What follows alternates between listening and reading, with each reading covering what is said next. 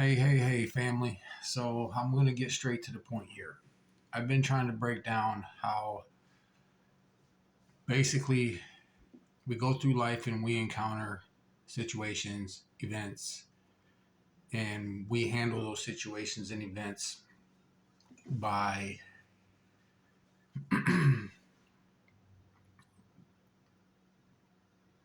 basically by the thoughts that we have about those situations or those events, right? And then I was explaining how from those thoughts, if they're negative thoughts, we'll have a negative feeling. If they're positive thoughts, that they will get a positive feeling. And based on those feelings, it will influence how we act. So people react differently in situations, events, presentation of facts, because of their thoughts or their perception about the situation, event, or group of facts. An event or a situation or a group of facts causes us to think, and our thoughts determine how we feel about the event, and our feelings will influence the way we act. Well, I came across, so I thought I was done delivering some of this stuff, but it's obviously I'm not. I come across the video I watched, and it just caught my attention, and it broke it down. I'll give you the name and the channel. I wrote it down somewhere. I'll give you the name of that video and the channel that it was on. It's a guy that I watch regularly. His name is Myron Golden. But so he broke it down. I was watching his video and he broke it down. Basically, he drew a stick person on the board. And as I was saying, when I read Proverbs chapter 20, I believe, and it said the Lord gave us eyes to see with and ears to hear with. All right. And he basically, and that's how we observe. We observe with our eyes and we observe with our ears. Okay. So God gave us means to observe situations, events, and groups of facts.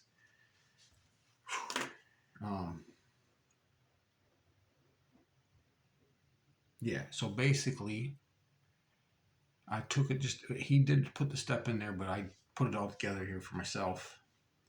So basically, you have the event, the situation, or a group of facts that you're presented with, either by something you saw, watched, or something you heard, somebody told you. All right.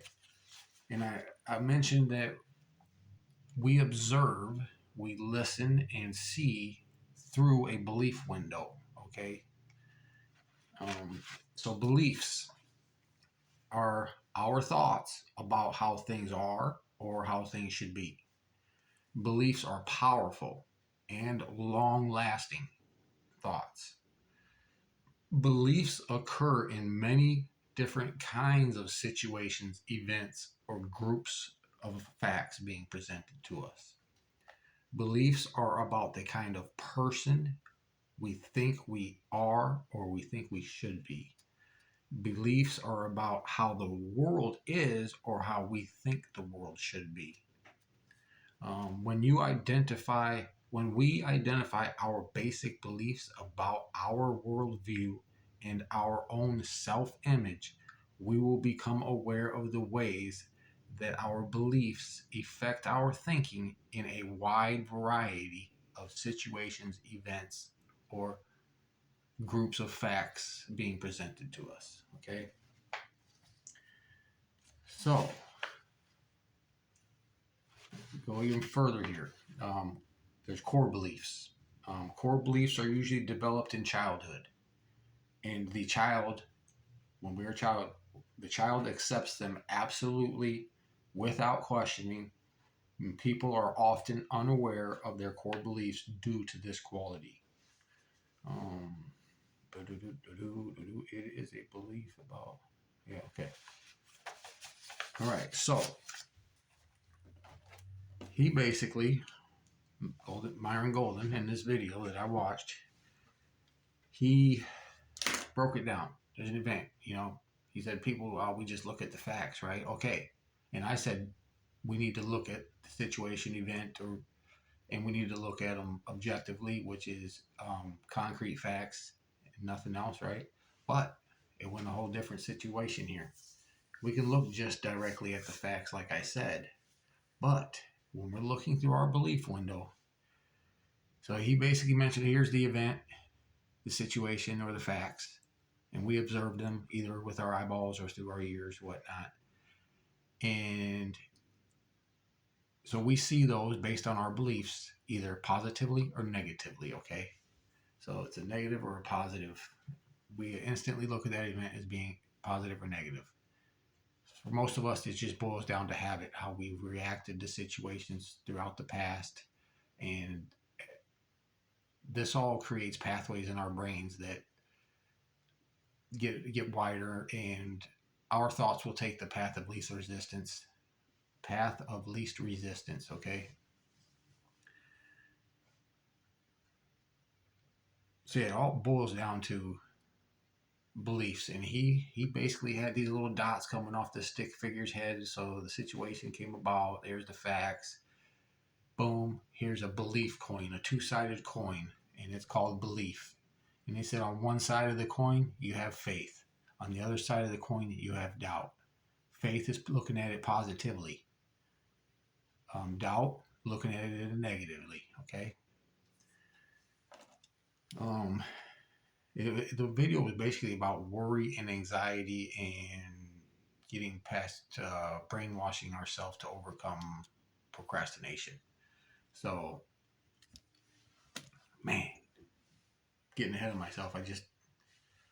Anyway, it's a good one here, family. It's a good one. It's a good one. All right, so something happens. We either see it positively or negatively. We either see it through faith or we see it through doubt. And when we see it negatively and we see it through doubt, we're looking.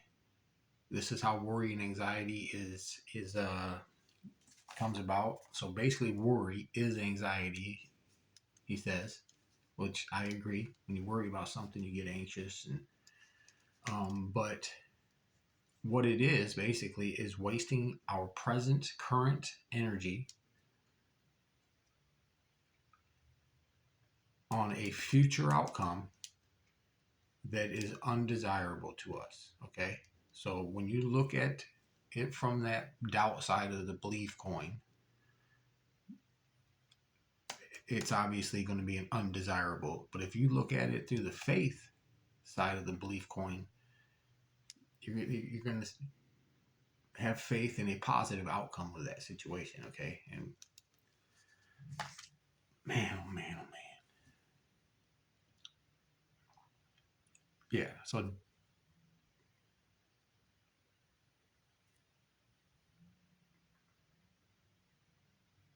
yeah, if we look at it through doubt, which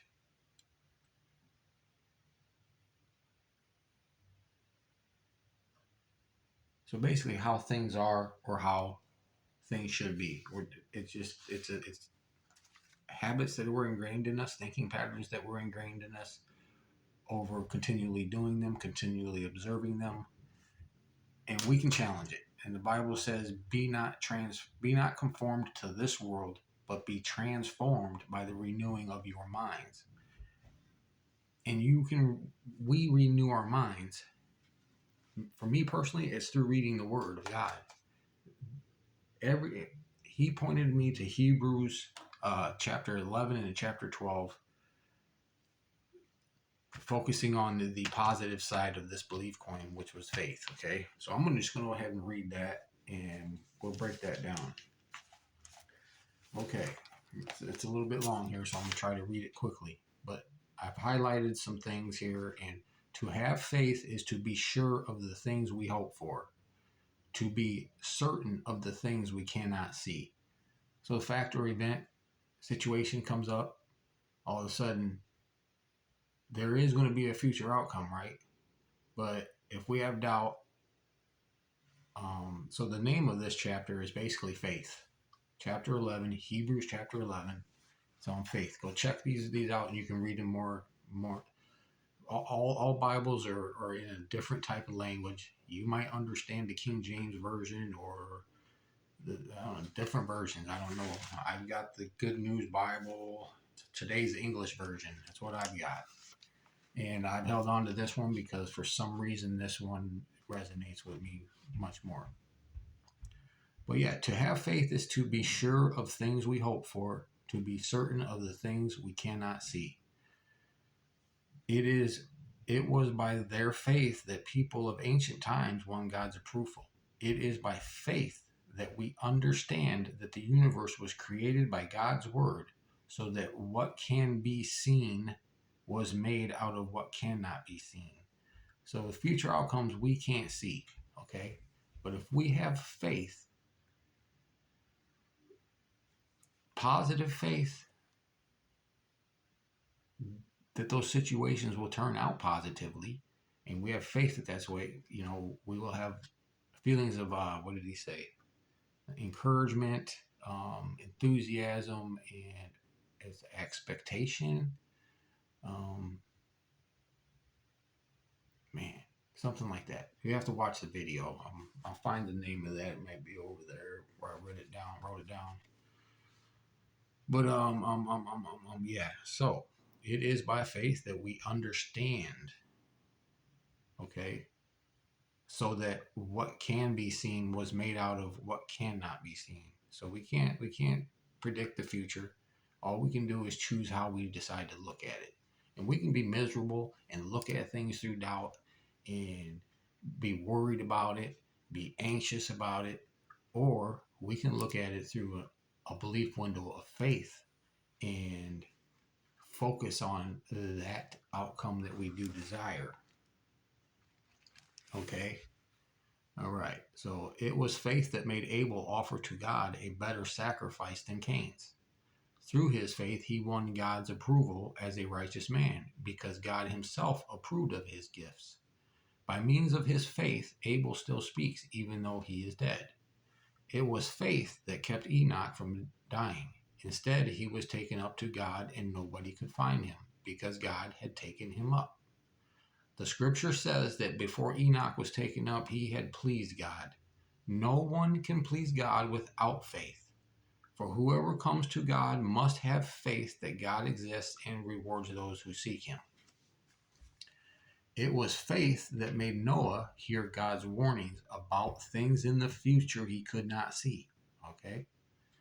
About things in the future he could not see. He didn't worry about it. He didn't have anxiety about it. He just had faith. He saw it through positively. Okay? And he expected these positive outcomes. It's basically, yeah, I'm not going to put opinions on it, but he obeyed God and built a boat in which he and his family were saved. As a result, the world was condemned, and Noah received from God the righteousness that comes by faith. It was faith that made Abraham obey when God called him to go out to a country which God had promised to give him.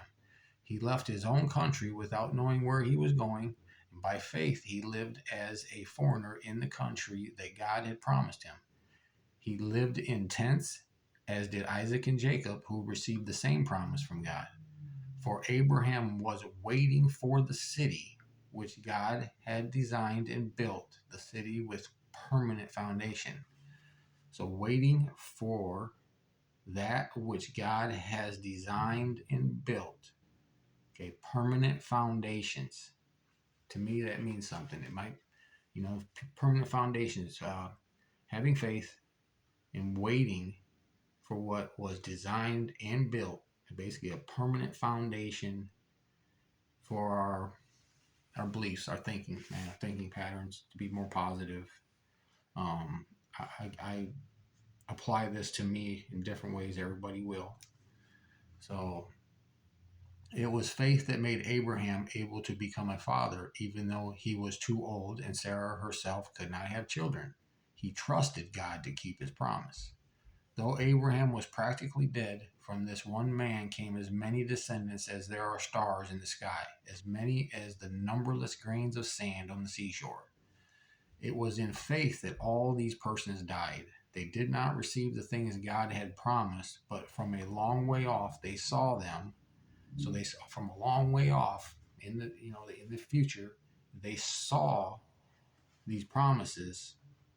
Though Abraham, he trusted, came as many as descendants. It was faith that these persons died. They did not receive the things God had promised, but from the long way off they saw them and welcomed them, and admitted openly that they were foreigners and refugees on earth. So we have no control of future outcomes. We can be anxious about it, or through doubt and fear, or we can anticipate the outcomes that we desire through faith. Okay, and yeah.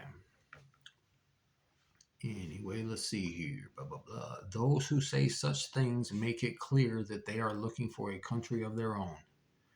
They did not keep thinking about the country they had left, the past. If they had, they would have had the chance to return. Instead, it was a better country that they longed for. See, I know a lot of this stuff is written in parables, so it's like storytelling.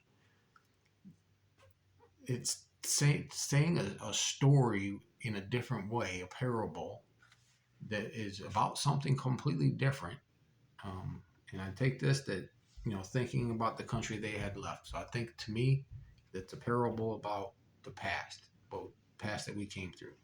And if we do concentrate on the past, which basically is our old way of thinking, our negative outlook, our belief system that we may have inherited through our experiences and our observances. Okay, it's just information, guys.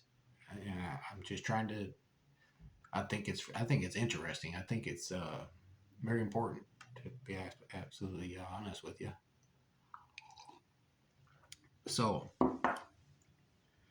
and if they had, they would have had the chance to return. So I'm not focusing on that stuff anymore.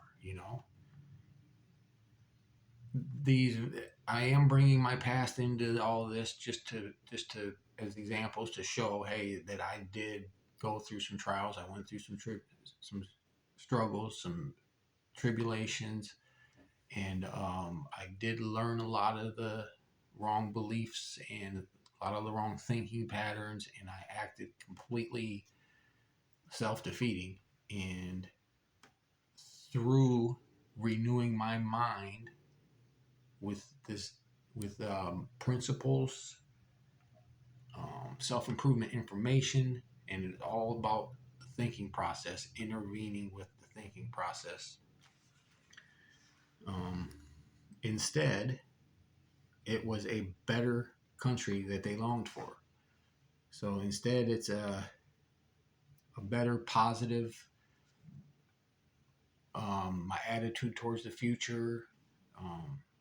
But anyway, it might apply to you guys differently. You guys might, everybody does. And God opens our heart to certain scriptures at certain times. And like I said, throughout my childhood, I read these Bibles over and over and over in the juvenile department corrections and youth homes. And I never understood it. I always put it down and bored me.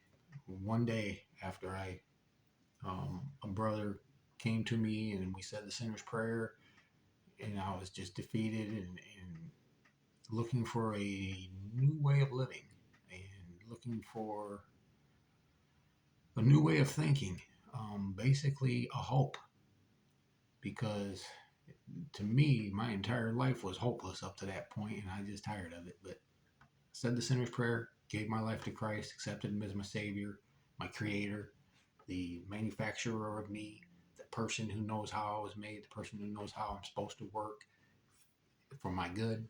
You know what I'm saying? Okay, family. That's all. It's just, man. I can't make people see things in a certain way. I can only try to explain how I see it and articulate that. But yeah. So instead, it was better. It was a better country they longed for, the heavenly country. And so God is not ashamed of them to call him their God, because he has prepared a city for them. And I think this is, like I said, it's a parable, man. It was faith that made Abraham. So faith, everything in here is about faith, the positive side of the belief coin in the demonstration in this video that I watched. That made Abraham offer his son Isaac as a sacrifice. That was the first page that I read out of that 366 days of the Bible for men. You remember, he was going to take his son and sacrifice him. I looked up at him. Dad, we got this, we got that, but where is the goat that we're sacrificing? Remember that video I made? But that's what this is. So Abraham offered his son Isaac as a sacrifice when God put Abraham to the test. Abraham was the one to whom God had made the promise, yet he was ready to offer his only son as a sacrifice. God had said to him, "It is through Isaac that you will have the descendants I promised." So Abraham reckoned that God was able to raise Isaac from death, and so to speak, Abraham did receive Isaac back from death. It was faith that made Isaac promise blessings for the future. Isaac promised blessings for the future. So it's all about the positive outlook on the future. But anyway, blessings for the future to Jacob and Esau. That was one of those. It was faith that made Jacob bless each of the sons of Joseph just before he died. He leaned on the top of his walking stick and worshiped God. It was faith that made Joseph, when he was about to die, speak of the departure of the Israelites from Egypt and leave instructions about what should be done with his body. It was faith that made the parents of Moses hide him for 3 months after he was born. They saw that he was a beautiful child, and they were not afraid to disobey the king's order. It was faith that made Moses, when he had grown up, refuse to be called the son of the king's daughter. He preferred to suffer with God's people rather than to enjoy sin for a little while. He reckoned that to suffer scorn for the Messiah was worth far more than all the treasures of Egypt, for he kept his eyes on the future reward. Yeah, so basically, we see how hard something's going to be, see the difficulties in it, and we focus on that. If we can just focus on the end positive reward of doing something, setting goals and getting through that it's hard work, But if we keep our eyes on the future reward, that goal that we're after, it was faith that made Moses. I want to read that one again. He reckoned that to suffer scorn for the Messiah was worth far more than all the treasures of Egypt, for he kept his eyes on the future reward. It was faith that made Moses leave Egypt without being afraid of the king's anger. As though he saw the invisible God, he refused to turn back. It was faith that made him establish the Passover and ordered the blood to be sprinkled on the doors so that the angel of death would not kill the firstborn sons of the Israelites. It was faith that made the Israelites able to cross the Red Sea as if on dry land. When the Egyptians tried to do it, the water swallowed them up. It was faith that made the walls of Jericho fall down after the Israelites had marched around them for 7 days. It was faith that kept the prostitute Rahab from being killed with those who disobeyed God, for she gave the Israelite spies a friendly welcome.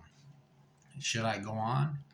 There isn't enough time for me to speak of Gideon, Barak, Samson, Jephthah, David, Samuel, and the prophets. Through faith, they fought and won. So through faith, they fought whole countries and won. They did what was right and received what God had promised. So he says, I know the plans I have for you, declares the Lord. That's Jeremiah 29:11. For I know the plans I have for you, declares the Lord. Plans to give you a hope and a future, and not harm, or plans to prosper you and not harm you. Plans to give you a hope and a future. Okay? That's what God had promised. They shut the mouths of lions. They put out fierce fires, escaped being killed by the sword. They were weak but became strong. They were mighty in battle and defeated the armies of foreigners. Through faith, women received their dead relatives raised back to life. Others, refusing to accept freedom, died under torture in order to be raised to a better life. Some were mocked and whipped, and others were put in chains and taken off to prison. They were stoned, they were sawn in two, they were killed by the sword. They went around clothed in skins of sheep or goats. Guess you can watch that. I'm gonna give you the name of that YouTube channel by Myron Golden and the name of his video. But he said that they used to sew people up, Christians up in like um, in sheep and goat skins and feed them to like the wolves and stuff. Man, it's crazy. But yeah. So they went around clothed in skins of sheep or goats, poor, persecuted, and mistreated. The world was not good enough for them. They wandered like refugees in the desert and hills, living in caves and holes in the ground. What a record all these have won. What a record all of these have won by their faith. Yet they did not receive what God had promised because God had decided on an even better plan for us. His purpose was that only in company with us would they be made perfect. As for us, we have the large crowd of witnesses around us. So then, let us rid ourselves of everything that gets in the way. Self-defeating beliefs, self-defeating thinking patterns, self-defeating negative outlooks that gets in the way, and of the sin which holds on to us so tightly. And let us run with determination the race that lies before us. So determination. Don't look at the outcome of the situation or the event or the group of facts that have been presented to you. If you look at it through faith, positive, and not negatively through doubt, it's determination. Let us run with determination the race that lies before us. And it said he kept his eyes on the future reward.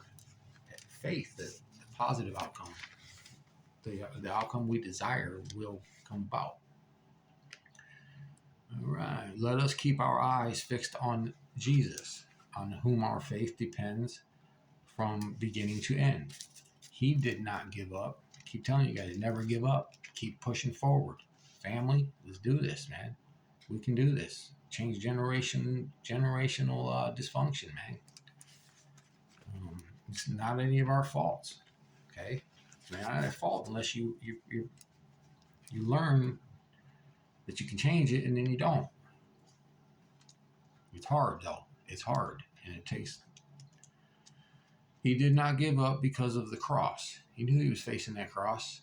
He would get stabbed, thorn on his head, rock thrown at him, all types of stuff. On the contrary, because of the joy that was waiting for him, what he saw, the positive outcome that he saw after going through the struggle and the hardship and what he had before. I mean, it doesn't compare to anything that was. If you watch The Passion of Christ and Mel Gibson plays in one of them. But man, I actually, as a kid, when I was in Sunday school, I actually played that part in front of other people where I was Jesus carrying the cross on my way to be sacrificed. And it's crazy. I remember that though, but all the other kids had to laugh at me and, throw things at me, styrofoam or whatnot.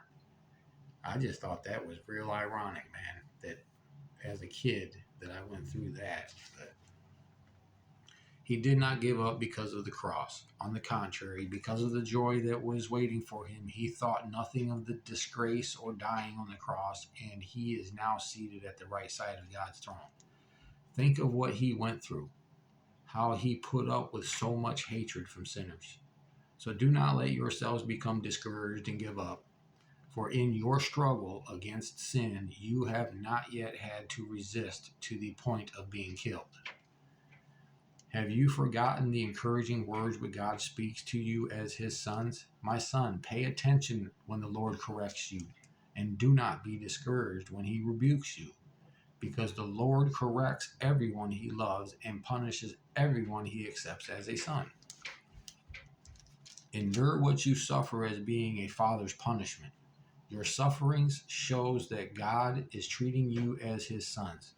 Was there ever a son who was not punished by his father?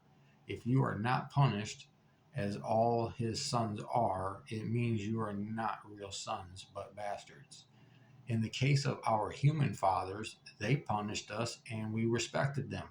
How much more then should we submit to our spiritual Father and live? Our human fathers punished us for a short time as it seemed right to them, but God does it for our own good so that we may share his holiness. When we are punished, it seems to us at this time something to make us sad, not glad. Later, however, those who have been disciplined by such punishment reap the peaceful reward of a righteous life. There is peace in looking at situations, events, life positively through faith rather than negatively through doubt, worry, anxiety. This is how I'm deciphering all this. Okay. Lift up your tired hands. Lift up your tired hands. Then, and strengthen your trembling knees. Keep walking on straight paths so that the lame foot may not be disabled, but instead be healed. Try to be at peace with everyone and try to live a holy life, because no one will see the Lord without it. Guard against turning back from the grace of God. Let no one become like a bitter plant that grows up and causes many troubles with its poison. Let no one become immoral or unspiritual like Esau, who for a single meal sold his rights as the older son. Afterward, he wanted to receive his father's blessings, but he was turned back because he could not find any way to change what he had done, even though in tears he looked for it. You have not come as the people of Israel came, to what you can feel, to Mount Sinai with its blazing fire, the darkness and the gloom, the storm, the blast of a trumpet, and the sound of a voice. When the people heard the voice, they begged not to hear another word because they could not bear the order which said, if even an animal touches the mountain, it must be stoned to death. The sight was so terrifying that Moses said, I am trembling and afraid. Instead, you have come to Mount Zion and to the city of the living God, the heavenly Jerusalem, with its thousands of angels. You have come to the joyful gathering of God's firstborn sons, whose names are written in heaven. You have come to God, who is the judge of all mankind, and to the spirits of good people made perfect. You have come to Jesus, who arranged the new covenant, and to the sprinkled blood that promises much better things than does the blood of Abel. Be careful then, and do not refuse to hear him who speaks. Those who refuse to hear the one who gave the divine message on earth did not escape. How much less shall we escape then if we turn away from the one who speaks from heaven? His voice shook the earth at the time, but now he has promised, I will once more shake not only the earth, but heaven as well. The words once more plainly show that the created things will be shaken and removed so that the things that cannot be shaken will remain. Let us be thankful then because we receive a kingdom that cannot be shaken.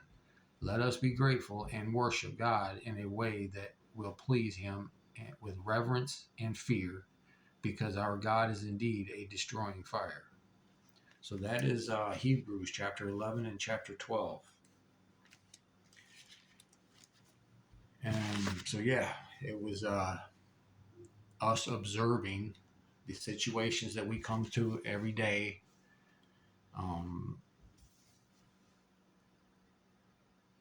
A lot of situations and events and the presentation of facts have caused negative outcomes for me throughout life. Okay. I had to learn that not everything turns out negatively. I had to learn that I'm not alone in life. I had to learn that everything isn't taken from me. I had to learn that not all people are pulled out of their families and separated and go from school to school and never makes permanent friends. I had to learn all this stuff, and I still live with that trauma in my heart, in my thinking. I still live with that. It's still there. You can't erase memory, um, but I can choose how I see. I can. He calls it brainwashing yourself to overcome, right? And he says that basically anxiety, worry, doubt, and all that is brain dirt. So brainwash yourself. Be transformed by the renewing of your mind, not conform to this world. Okay, what you see every day, that's this world, and you see it through you observe it through beliefs that which are where is it at? Deeply ingrained, powerful, long-lasting thoughts. They're powerful, long-lasting thoughts. Are usually developed in childhood, and the child accepts them absolutely without questioning. So, as a child, we accept our program without question, and it becomes our mode of operation. You know, so that all tied into the cognitive intervention that I'm trying to just make people aware of, that just because we have done something so long doesn't mean we have to continue to do it. We can be transformed by the renewing of our minds, by what we listen to, what we read, what we take in. You know, that's why we have to pay close attention to the people that we are around. They say that you are the sum of the 5 closest people that you hang around with. You know, but yeah, your dominant thought patterns, my dominant thought patterns, our dominant thought patterns, which happen so quickly that we don't even, we just keep moving. But if we just slow down, take a look at our thinking patterns and how basically the event and the situation, the presentation of facts, and how we look at it through our belief window, how we observe it, with our ears and our eyes, and the feelings that it creates, and the behaviors, it all intertwines. They got the CBT triangle, cognitive behavior therapy triangle, and they got feelings, thoughts, and behaviors, and they got arrows pointing back and forth. That everything is linked. You have negative feelings, it might create negative thoughts and negative behavior. You're doing negative behaviors, it might create negative feelings, negative thoughts. If you're having negative feelings, you'll have negative thoughts. You know what I'm saying? Positive, negative, faith, doubt. I thought it was what was the name of that guy's video? Just give me a second, guys. Where is it? Here it is. Yeah, here it is. Okay. So Myron Golden, the name of the channel, he has someone called Myron Golden, but this is the first time I saw this channel. And it was today, right after. But anyway, Bible Study with Myron Golden, MYRONGOLDEN. It's that channel. And it's called Brainwash Yourself to Overcome Procrastination and Take Action. Okay, so check that out. I have no problem referencing you guys to people that are much more experienced than I am in this subject. Anything that I can do to expose you to this knowledge and this new way of thinking and new way of living, and that we're not trapped in the lives that we have. I mean, live in faith and not doubt. I said, don't not do something. So, yeah, don't not do something because you are worried about the future outcome. anyway, that was that, guys. It all ties into what I was trying to teach, but yeah, so that was Hebrews chapters 11 and 12, and that was all about faith, which is the positive side of the belief coin. Negative side of the belief coin was doubt. Check that out. I'm sure I'll have some other analogies and comparisons, and the more analogies and comparisons I can provide, maybe the more people it will hit home with, resonate with, hit home with. People can relate to it. That's all I'm trying to do, is present this stuff in a language that people understand. I don't think my language is too complicated, but then again, things that you don't understand are hard. Things that you don't understand are complicated. So what I'm saying, which I've been exposed to for many years of my life, to me, it might not seem complicated. So but I'll keep breaking this stuff down as it's presented to me, as I am drawn to a certain information. But well, I might as well get into my. Remember, guys, if you haven't seen any of my previous videos, they are in numerical order from the day that I started recording them, 1 through, and by the time you guys start to see these, they will be numbered 1 through 365 before number 1 is even published as public. So this was when I was in the 6-month boot camp, military base type boot camp through prison. It was an alternative to doing prison time, and it was inpatient treatment, inpatient education, work, teaching us discipline. But this is the journal that I had to enter every night. There's 4 different phases, and there's 4 different questions. Well, in phase 1 there was 4 questions. In phase 2 there's 3 questions. In phase 3 there's 3 questions. In phase 4 there's 3 questions. So throughout the phases the questions change. I've already read 3 of these, and I usually do it at the end of a video. So I'm going to read 1, 2. I'm going to read my 4th one here, and these are the questions in case you haven't seen them in previous videos. But what was positive and what was negative about today? The positives were, I got some fresh air helping with the pheasant farm, and I got a lot to keep me busy now with classes and stuff. The negative is that it was a beautiful day I could not have spent with my loved ones. Here's the second question. What were the main feelings I experienced today? I am just feeling good. I have a positive outlook on the opportunity I have with this program. What helped me make it through the day? I stayed busy with all the new information and assignments I received today. And as I've said in previous videos, the sergeants to pick these up, they read them at night while we're sleeping. And if they see some sort of significance in the answer that I have provided, they write their initials.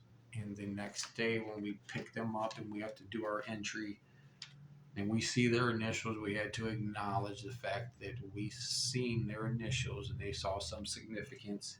And it was basically an indicator for us to look at that again. Okay. They saw significance in it and basically draw my attention back to it. And that question was what helped me make it through the day. I stayed busy with all the new information and assignments I received today. Last and final question 4. What did I learn today?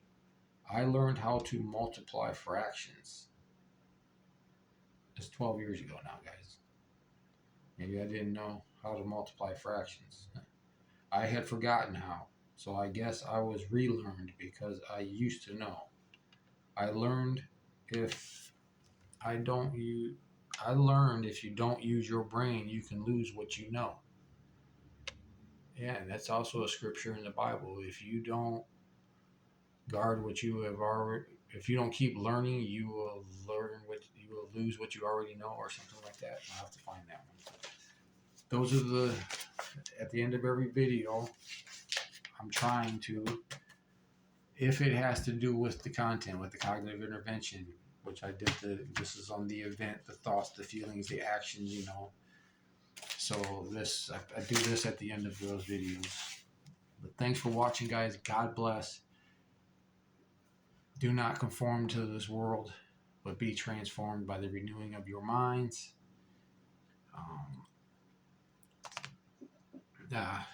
He also references, so if you go to that Bible Study with Myron Golden YouTube channel and check out that video, Brainwash Yourself to Overcome Procrastination and Take Action. The thumbnail says something about worry and anxiety. Get rid of worry and anxiety. But he does a phenomenal job at laying this stuff out, man. And if I can make you, or not make you, but if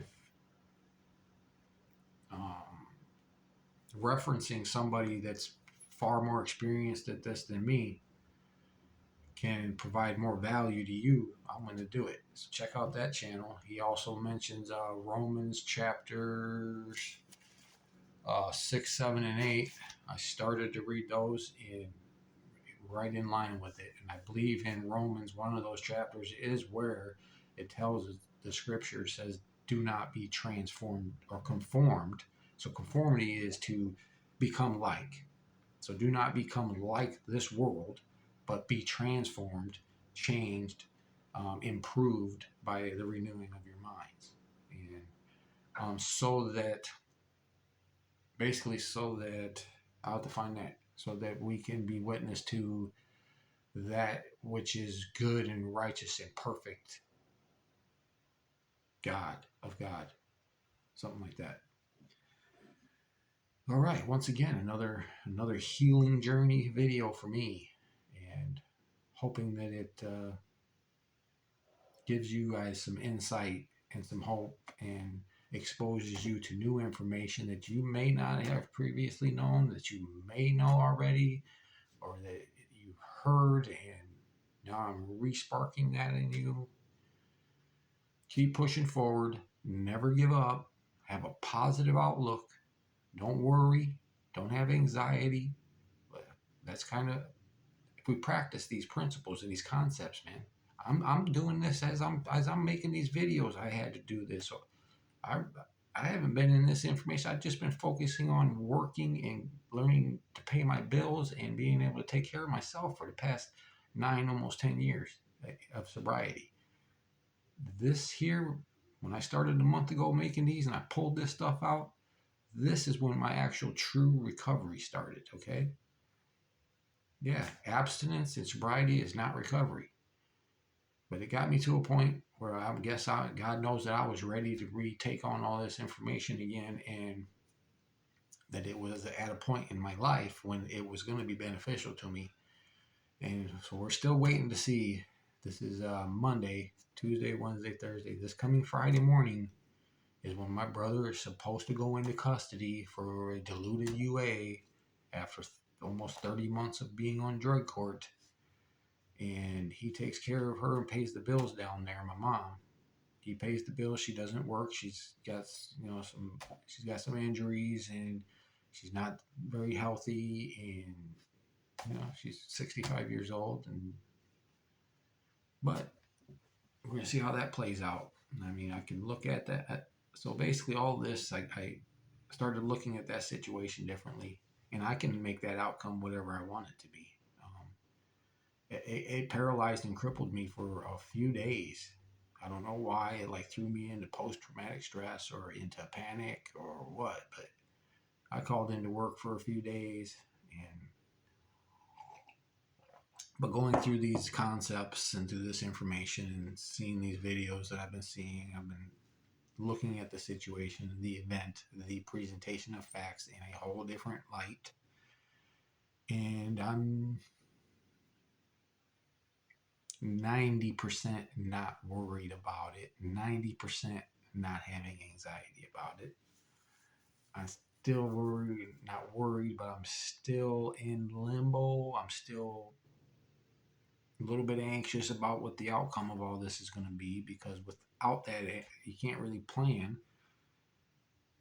I guess I can. the other option I came up with is that I just work a little harder, get maybe a few more hours in of work a week, and just go ahead and put my little financial goals to the side for right now and just pay for the monthly room down there so that she can stay where she's at. She can keep her cat. She can go visit my brother in jail. So that's one option that has lessened the anxiety. Money's only money. I can keep earning money. I can make more money, but my peace and yeah, I can't do that. But this is probably the longest video that I've made. And to be honest with you, I was thinking about cutting these down to shorter videos, but if I can keep getting excited about the information and keep having revelations and provide longer videos, I'm more excited about it. But family, you keep pushing forward. Never give up.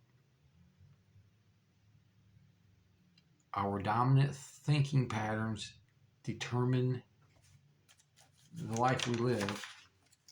Where is it? Here it is. And I was correct in one of those videos I made a couple weeks ago about who had that quote. A man's life is what his thoughts make it, and that was Marcus Aurelius. But yep. God bless you guys. Till the next video. Keep getting better. Keep transforming your life by renewing your mind through the new information. Thanks.